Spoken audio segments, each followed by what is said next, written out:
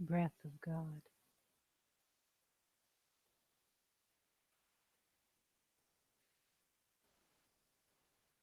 to accept the breath of God as life, your life force, is to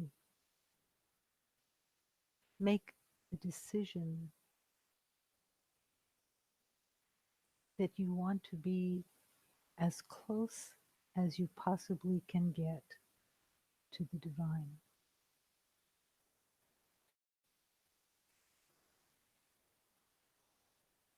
More than likely, close is not even possible because there's only one. But your intention of wanting to be as close as possible goes beyond the semantics of what it is to be one with God. It's the yearning of the heart to find that place where you feel the connection, where you feel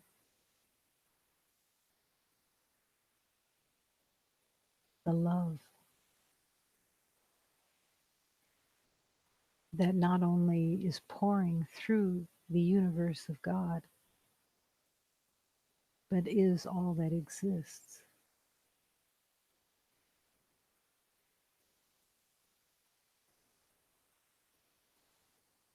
The breath of God just emphasizes that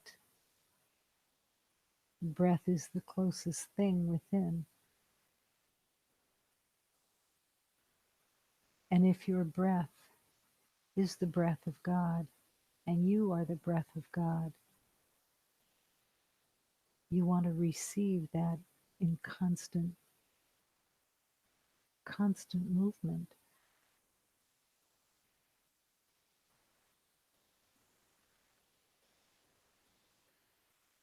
The ego has possibly convinced that when you're on your own, in your own mind, and you're in charge or you're moving through the day believing that you are in charge,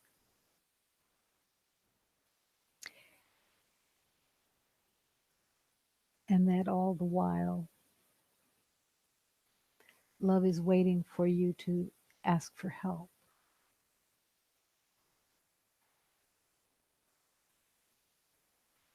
Imagine being a child of 5, maybe standing on a stage, and you're on one end of the stage and the teacher is on the other end.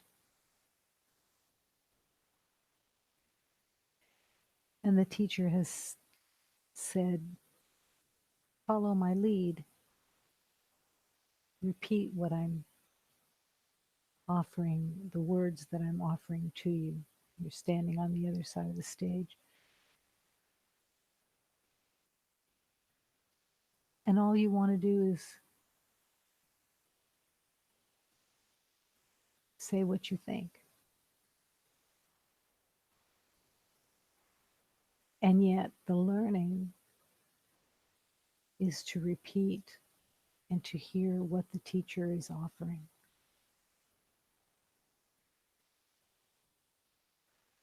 And the teachers are everyone,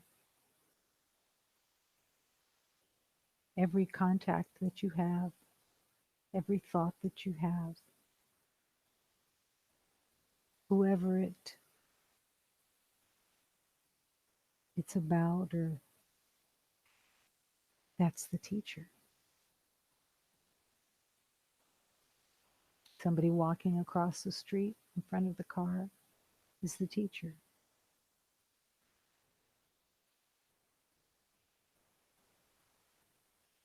And it breaks the trance of even the identity that the ego has made of the teacher.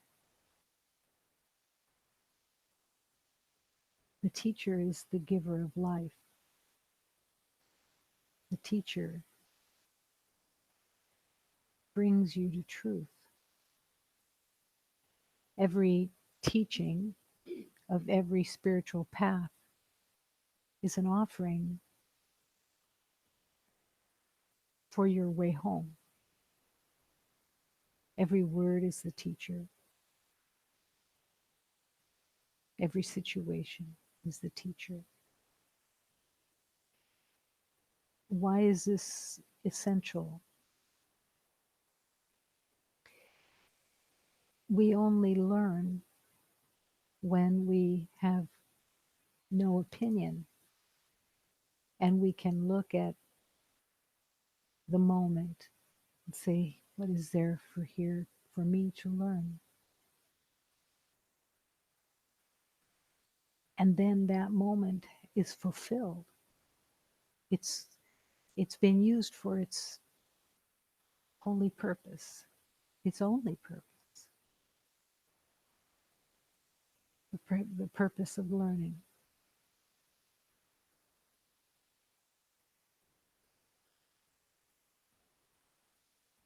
Let's say you're at at another beloved's house and they have a friend over who is very quiet and doesn't say very much.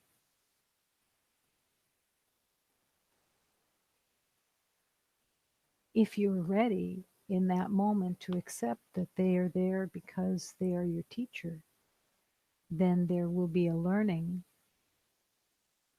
that will come with and through them even without their knowing, because it's your learning. You are the one who's there to acknowledge the teacher and receive what there is there to receive. It changes the whole relationship with every beloved in every situation.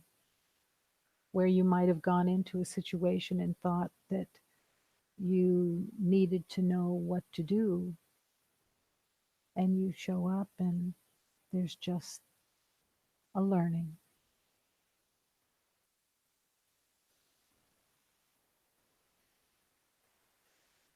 You're sitting with the beloved who's doesn't say much, and all of a sudden maybe you become uncomfortable because they're not saying a lot. And there it is. The discomfort that shows up is the healing that brought you there. It doesn't take much to recognize what the offering is. It's just a consciousness of, what am I here for? What am I here to learn?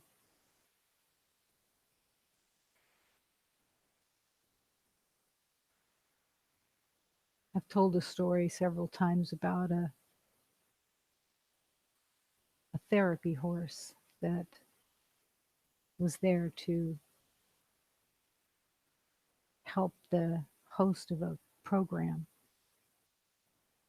And the woman in charge said, stand next to the horse and ask the horse, look in the horse's eyes and say, you are my teacher. What am I here to learn?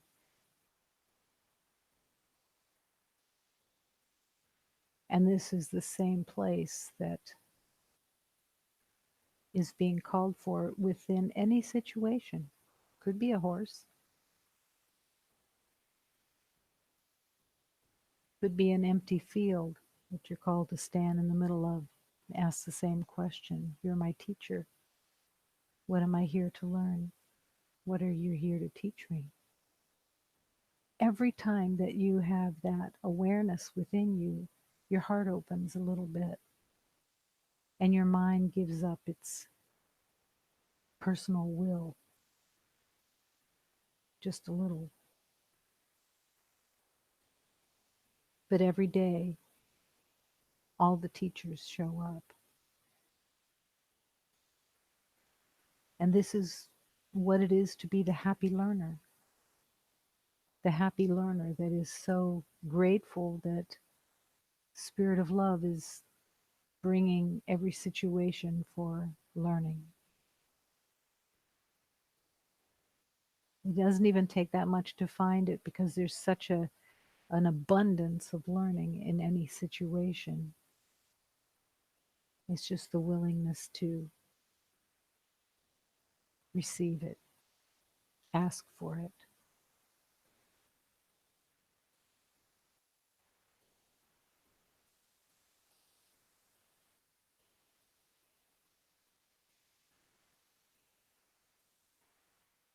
Come along, brother, let's go on this path of light and love with our Father and our Mother and letting all pain go. Let us pray and work for this goal. It's the task of our lives. I see the Spirit, I see my soul, I see the light in me. As my heart opens like a flower, I become the living God. I created, I am created within the oneness of all.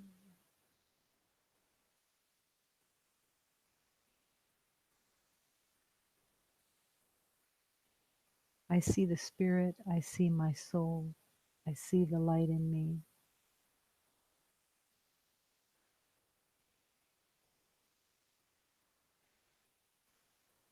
This walking in the spiritual journey almost has no resemblance to walking in the world because the purpose is so completely different.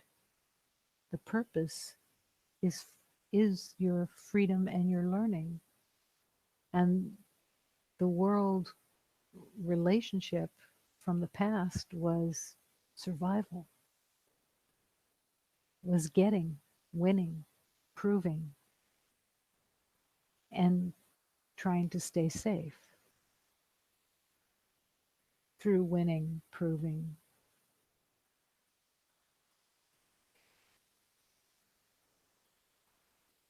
The happy learner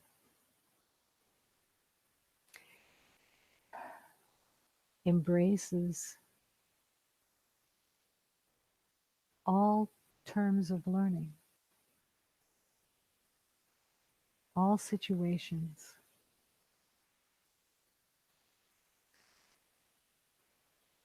To be the learner and at the same time learning to be truly helpful. And there's no contradiction because the truly helpful is the learning. Maybe it's learning to be the servant in the moment. Maybe it's learning to listen in the moment. We don't know what all the learning is for, but everything is there always in the asking.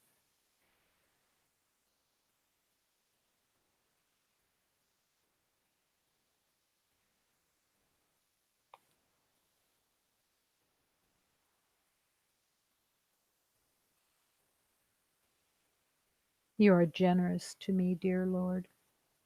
You have taught my soul to trust you, and I have crept beside you and found shelter in the shadow of your wings. My great joy, dear Lord, is to praise you. I will sing and awaken the dawn. Wake up, Spirit, wake up. Music is in the depths of my heart. I will praise you, dear God, to all people and inspire them with my joy. For your light is higher than the heavens, deeper than the mind can plunge. You are truth itself, and your grandeur is spread throughout the universe. This prayer, this psalm has a vibration in it of praise. And how often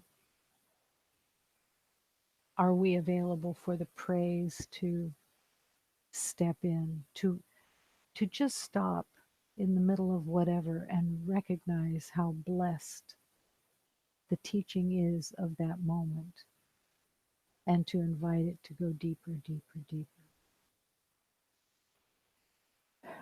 My great joy, dear God, is to praise you.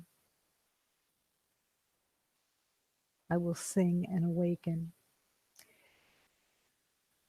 But the praise is part of the healing, it's part of the learning, it's part of the recognition that if you just touch the gratitude for just a moment, your heart may burst open and your mind could be cleansed,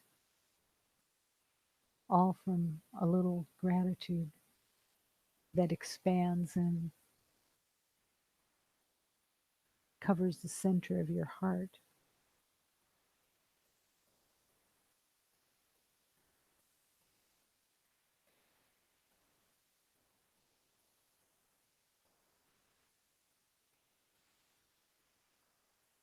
The flames that dance with love.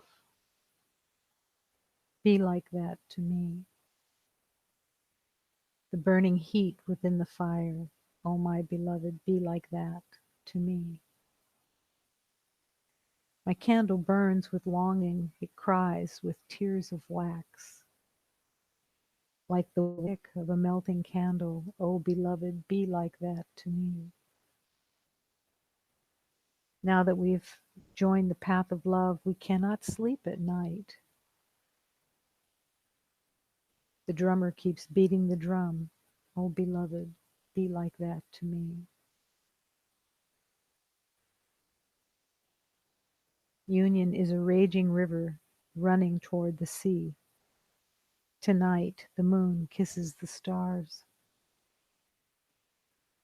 and the crazy become filled with illusion. Oh, beloved, show me the way.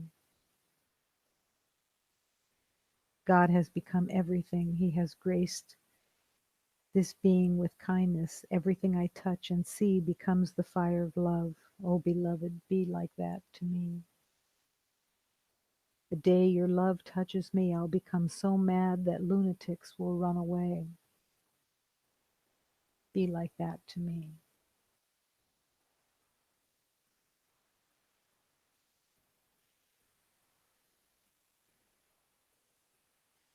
The longing for that love is only a longing because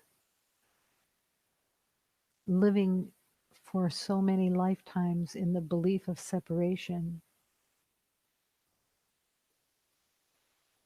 you don't necessarily realize that right now God is completely holding you in the heart. You're held, you're supported, you're loved. The longing doesn't have to be there anymore because the time of love is here, and you are the recipient if you so choose.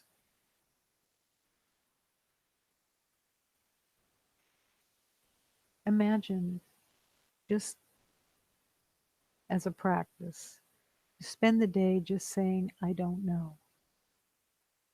Even when you think you do, just learning to rest in the not knowing and see what happens. See what happens when you don't take over with knowing, but take that step back. You know that the teaching, I will step back and let God lead. What is that, to step back? It's not that you're walking backwards, it's that you are stopping, stopping and waiting, stepping back, meaning you're not stepping forward, but you're allowing, and you're asking for God to lead, show you the way. And as soon as you step back, I'm not in charge. I don't know. Why is my answer the answer? It isn't. I'll wait. I'll wait and see what happens. And at first, when you step back and let love reveal itself, oh, the ego does not like that at all. Because the knowing is addiction, and it has all the properties of addiction. It has all the anxiety, it has all the nervousness, it has all the suspicion, it has all the caution, it has all the fantasy of every addiction. When you step back and let God lead, you're saying to the addiction, not this time. I'm putting my faith in God, not in what I know or what I think I know. Because how can the I know? What is it that you can know except from this world? And then that's in debate as well because somebody else knows something else that's not the same. And it's not that you walk completely in the not knowing, because eventually you don't have to, because God's vibration is now speaking to you and you're able to hear and feel the vibration because of the quiet, the still mind. And in that still mind, you start to realize, oh, I don't have to be afraid when my mind is still. I don't have to be ready with knowing. I can be here and not have an opinion, not have any idea, and let God lead in this moment.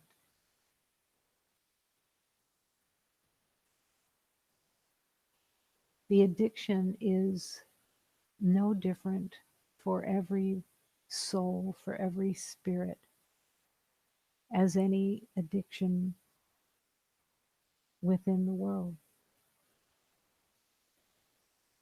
It has the same energy that comes to frighten and make sure that you try to stay on top of things.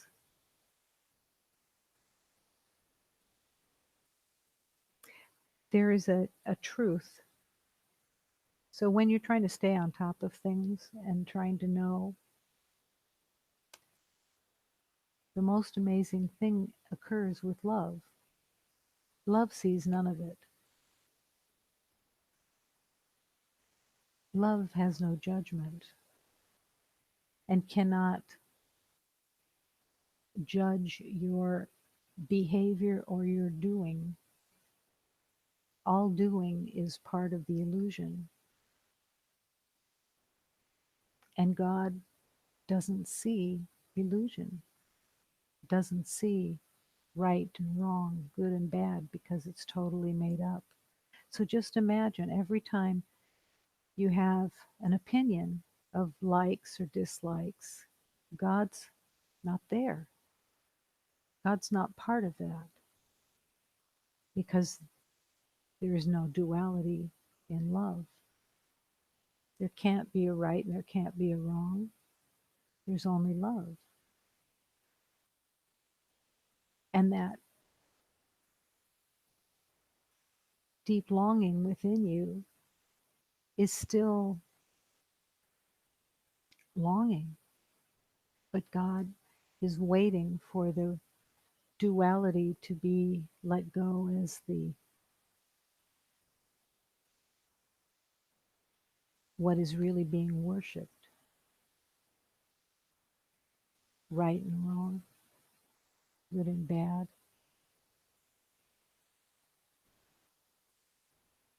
everybody has their habits and their ways, and everybody has done such an immense amount of work on trying to have a really good presentation of the self. But God is just waiting for you to let God lead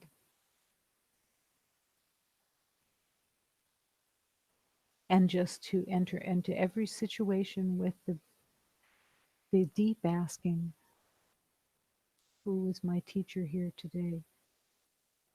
Who are my teachers? If it's everyone, let me be as aware as possible.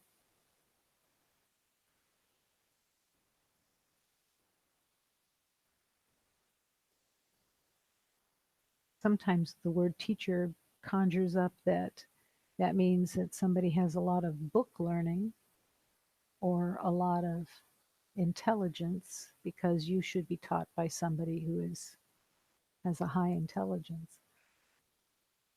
And then you find that the teacher of the moment is illiterate, has difficulty with the language.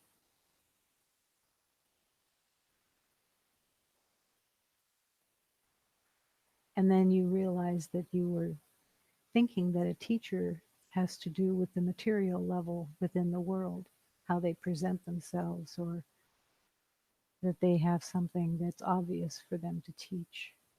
But sometimes their teaching is just coming from the fact that they don't read. And to really see that beloved in their exquisiteness, that you can't be less because you can't read, that you can't be less because you don't know the language that well, and you can't be more because you can read. That's where the ego goes crazy. All the accolades have been given to accomplishment. And now God is saying, just put all that accomplishment into the bonfire of love, because it has no meaning other than the love that you offered. The purity of love. That's our that's our offering. Thank God. It never changes. It's never more or less. It's never special. Special kind of love for somebody that you've known for a long time, or a special kind of affection for a first cousin rather than a third cousin. All of those elements just distractions and untruths. Every beloved is your teacher.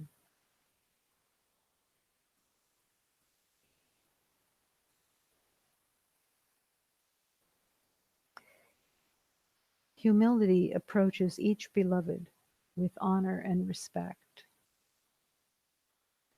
It doesn't come from seeing them as intelligent or sophisticated or talented. It comes with an honor and respect for their being. Automatically, honor and respect.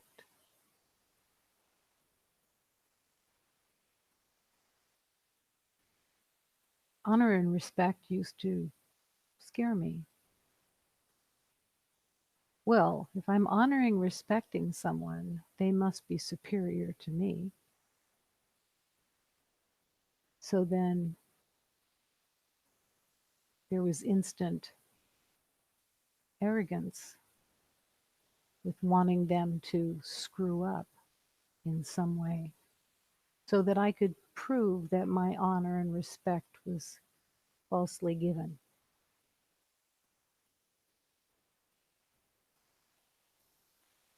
It was the same as looking in the mirror. Honor and respect.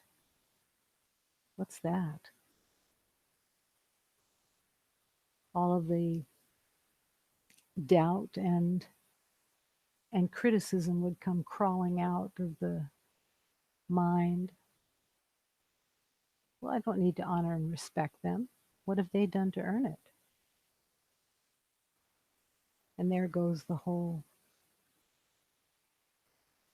blueprint of the past. With humility, we bring honor and respect to each beloved in each situation because it is God's light that is there to be found. Because everything that God created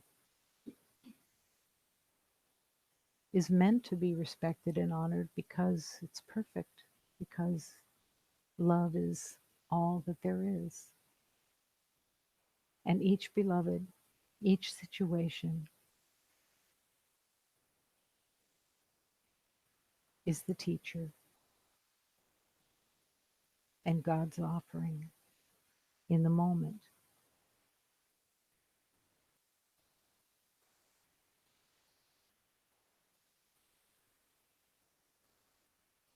When you hear the direction, when you ask, show me my teacher, show me what there is to learn, help me to hear, help me to be aware, and let me see and appreciate the blessings of whatever the teaching is.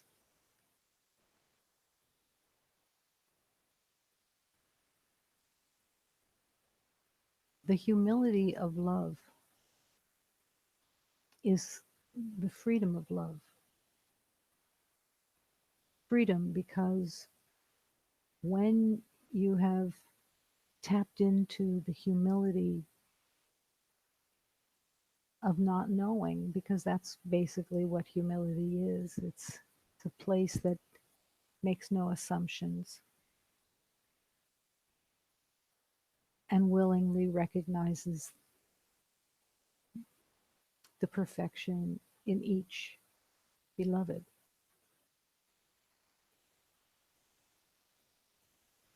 Honoring another, again, has no prerequisite for if they earned it or they're worth it. It is a given.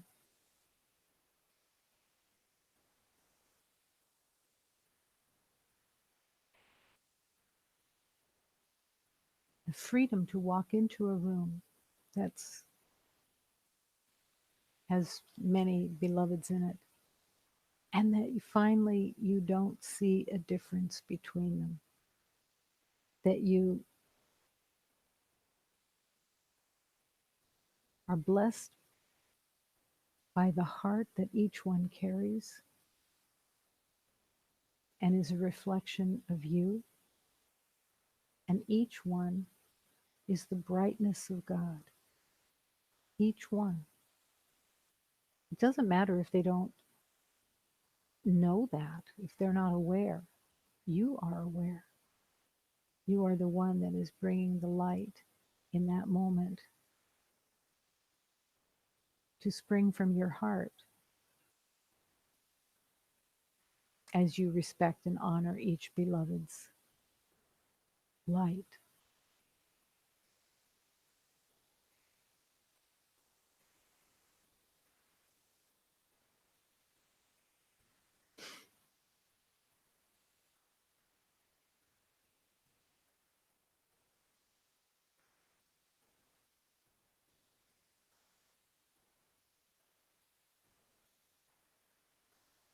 Honor and respect are words, of course, but what is respect? The respect of love.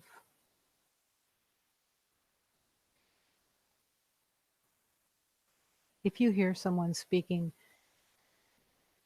without knowing the language very well. The ego has a definite response.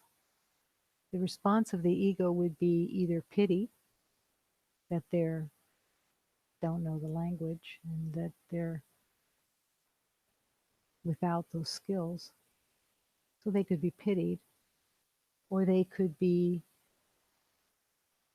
found to be irritating,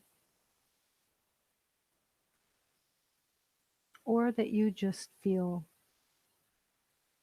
ahead of them because you know English or you know a language.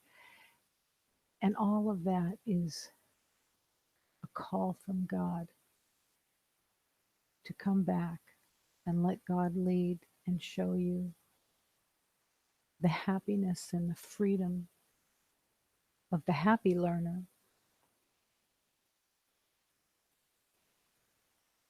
and the happy learner of giving blessings to each beloved that you meet.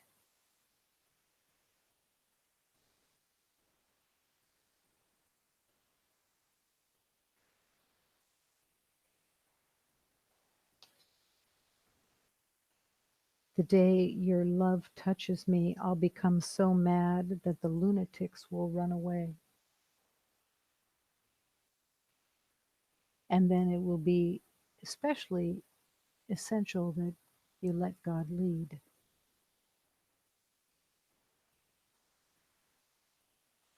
As you give your mind to God and be willing to have the mind and the heart filled with divine learning, moment to moment. I'll become so mad that lunatics will run away. And I will give each day to the divine.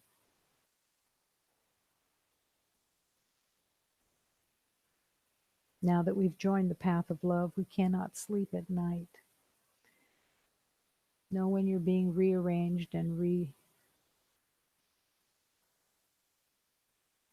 remade, there's not a lot of sleep.